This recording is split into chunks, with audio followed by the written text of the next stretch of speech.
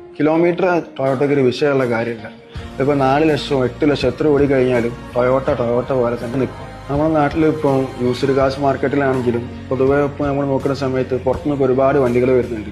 അതിൽ 90% of vehicle വരുന്നത് Toyota ആണ്. അത് അവിടെ ടൊയോട്ട മാത്രമല്ല മറ്റു വണ്ടികളുണ്ട്. പക്ഷെ എന്നാലും ഇവർ പ്രിഫർ ചെയ്യാന്ന് വെച്ചാൽ ടൊയോട്ട. അത് വേറൊന്നുമല്ല, ടൊയോട്ട ആകുമ്പോൾ നമുക്ക് മെയിൻ്റനൻസ് കോസ്റ്റ് വളരെ കുറവാണ് വരുന്നത്. പിന്നെന്ന് പറഞ്ഞു കഴിഞ്ഞാൽ വണ്ടി നമുക്ക് എത്ര വേണമെങ്കിൽ അത് ഓടിക്കോളും. അത് ടൊയോട്ടയ്ക്കുള്ള നല്ലൊരു കാര്യമാണ്.